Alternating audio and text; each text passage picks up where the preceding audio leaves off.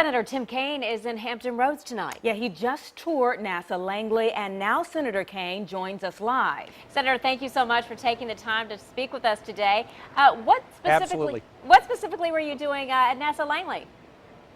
Well, I wanted to come to NASA Langley to see the variety of projects that they have underway, to talk to some of our professionals who are here, and also learn about challenges that they have in the current budget environment.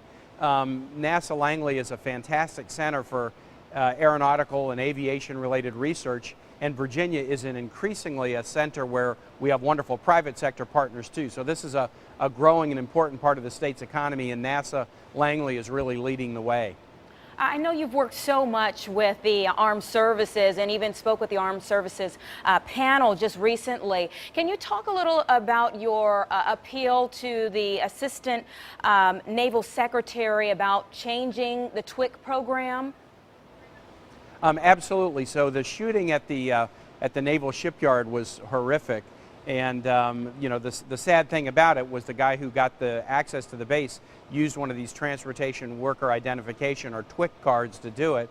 He had a manslaughter conviction, which wasn't a disqualifier to get a TWIC card. Now, just having a TWIC card, that shouldn't have allowed him access to the base just because he had the card. So there's a problem there. But in addition, I think we need to now look at changing the criteria for getting the TWIC card. There are certain offenses or crimes, for example, that automatically disqualify you. There are some that sort of presumptively disqualify you unless you meet an appeal, but a manslaughter conviction doesn't even do that.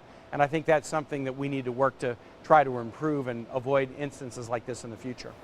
Senator, let's move now to an area where the world's eyes are focused right now. That is Russia and the Ukraine. We understand that earlier a Russian plane buzzed a former Norfolk ship, still a military ship, and we're wondering, they're talking about more sanctions against Russia if talks fail this week. What's your stand right now? I think sanctions is the right way to go with respect to Russia's activity in Crimea and the Ukraine. We have already affected the sanctions in place, have already affected the value of the ruble and the Russian stock market.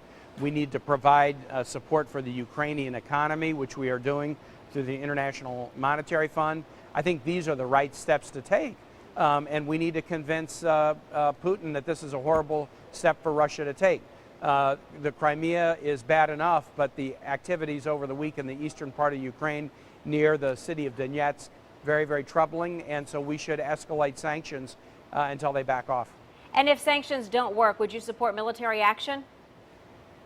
It is very premature to talk about that. I think what we need to do is certainly we have presence in the area. But the best thing we can do is work to backstop the Ukrainian economy through the IMF loans. And the other thing is Putin has really pushed the Ukrainian population even more toward Europe.